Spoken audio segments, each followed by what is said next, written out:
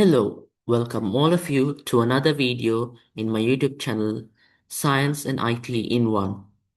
Today we'll be discussing Chapter 6. I kept Ira as long as I could, but when she was past 14, her marriage could be delayed no longer, for it is well known with what speed eligible young men are snapped up. As it was, most girls of her age were already married, or at least betrothed. The choice of go-between was not easy to make. Carly was the nearest to hand and the most obvious one, but she was garrulous and opinionated. Rejection of the young man she selected would involve a tedious squabble. Besides, she had sons of her own and might well consider them suitable husbands, which I certainly could not, for they owned no land. Old Granny, on the other hand, would be the ideal go-between. She was old and experienced, knew very well what to look for, and never lacked patience. So Rukmani did not uh, like to choose Kali as a sort of broker for the marriage because she would give her own son in marriage, sons because she had many sons. So she chose Granny as a in between. On the other hand, would be the ideal go-between. She was old and experienced, knew very well what to look for, and never lacked patience. But for some years now, I had not traded with her, and she might, with every justification, refuse to act for me. But in the end, it was to her I went. A dowry of 100 rupees, I said, maiden like a flower. Do your best for me, and I shall be ever in your debt. This I ask you, I said, looking straight at her. All the Biswas takes my produce, and for you there has been nothing. I bear you no grudge, Rukmani, she replied. Times are hard, and we must do what we can for our life, for ourselves and our children. I will do my best. Thereafter, never a week went by but she brought news of this boy or that, and she and I and Nathan spent long hours trying to assess their relative merits. At last, we found one who seemed to fulfill our requirements. He was young and well favored, the only son of his father, from whom he would one day inherit a good portion of land. They will expect a large dowry, I said regretfully. 100 rupees will not win such a husband. We have no more. She is endowed with beauty already said. It will make up for a small dowry in this case. She was right. Within a month, the preliminaries were completed. The day was fixed. Ira accepted our choice with her usual docility. If she fretted at the thought of leaving us and her brothers, showed no sign. Only once she asked a little wistfully how frequently I would be able to visit her, and although I knew such trips would have to be very rare since her future home lay some 10 villages away, I assured her not a year would pass without my going to see her 2 or 3 times. Besides, you will not want me so often, I said. This home, your brothers, you all are all you have known so far, but when you have your own home and your own children, you will not miss these. She nodded slightly, making no comment. Yet I knew how bruised she must be by the imminent parting. My spirit ached with pity for her. I longed to be able to comfort her, to convince her that in a few months' time her new home would be the most significant part of her life, the rest only a preparation. But before this joy must come the stress of parting, the loneliness of beginning a new life among strangers, the strain of the early days of marriage, and because I knew this, the words would not come. Wedding day, women from the village came to assist. Janaki Kalimani I hardly knew. We went with Ira to the river, and when she was freshly bathed, put on her the red sari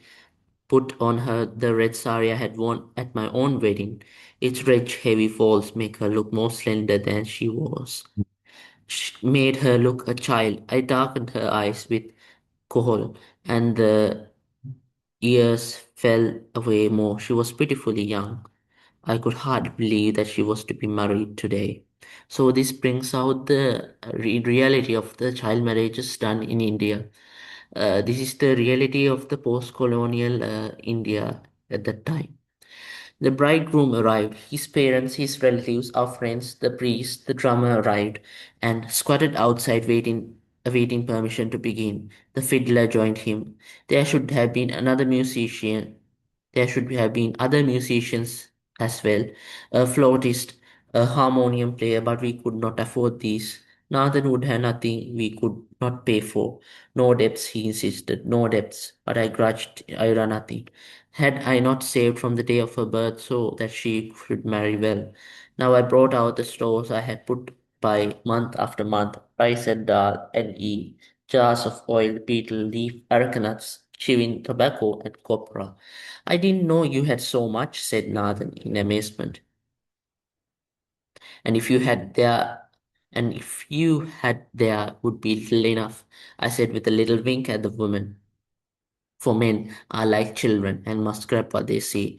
I did not wait for his retort, hearing only the laughter that greeted his sally, but went out to speak to the drummer. Arjun, my eldest son, was sitting next to the man, cautiously tapping the drum with 3 fingers as he had been shown. There is plenty of food inside, I said to him. Go and eat while there is still some left. I can eat no more, he replied. I have been feasting all day. Nevertheless, he had made provision for the morrow. I saw in his lap a bundle bulging with food. The sugar syrup and butter had soaked through the cloth patchily. Join your brothers, I said, hoisting him up. The drummer is going to be busy. He ran off, clinging tightly to his bundle. The wedding music began. Bride and groom were sitting uneasily side by side, Ida stiff in the heavy embroidered sari with white flowers in her hair, very pale. They did not look at each other. About them were packed some 14 or 15 people. The hut could hold no more. The remainder sat outside on palm leaves. The boys had collected. What a good match, everybody said. Such a fine boy, such a beautiful girl. Too good to be true. It was indeed. And now Granny was really proud of her achievement because old Granny went about beaming. It was she who had brought the two parties together. Her reputation as a matchmaker would be higher than ever. None of us could look into the future. Actually, this is a sort of foreshadowing of the dark fate that would await Irravati. Actually, in the future, she would be abandoned by her husband. Like she would be given back to Nathan and Rukmani because she could not bear any children to him. So they were married. As the light faded, 2 youths appeared bearing a palanquin for the newly married couple, lowered it at the entrance to the hut for them to step into. And now that it was time to go, Ira looked scared. She hesitated a little before entering, but already a dozen willing hands had lifted her in. The crowd, full of good feeling, replete with food and drunk with the music, vicariously excited, pressed round eagerly, thrusting over their heads garland after garland of flowers. The earth was spattered with petals. In the midst of the crush, Nathan holding out his hands to Ira in blessing, she with dark head bent low to receive it. Then the palanquin was lifted up, the torchbearers closed in, the musicians took their places. We followed on foot behind, relatives, friends, well-wishers, and hangers-on. Several children had added themselves to the company. They came after, jigging in about in high glee, noisy and excited. So the children were happy, really happy, because it was festive occasion, and children party during this time. A long ragged tail end to the procession. Past the fields, through the winding streets of the village we went, the bobine palanquin ahead of us, until we came at last to where, at a decorous distance, the bullock cart waited to take them away. Then it was all over, the bustle, the laughter, the noise. The wedding guests departed, the throng melted. After a while, we walked back together to our hut. Our sons, tired out, were humped together asleep, the youngest clutching a sugary confection in one sticky fist. Bits of food lay everywhere. I swept the floor clean and streaked it with leaves. The walls showed cracks and clods of mud had fallen where the people had bumped against them, but these I left for patching in the morning. The used plantain leaves I stacked in one heap, they would do for the bullocks. The stars were pale in the grey night before I lay down beside my husband.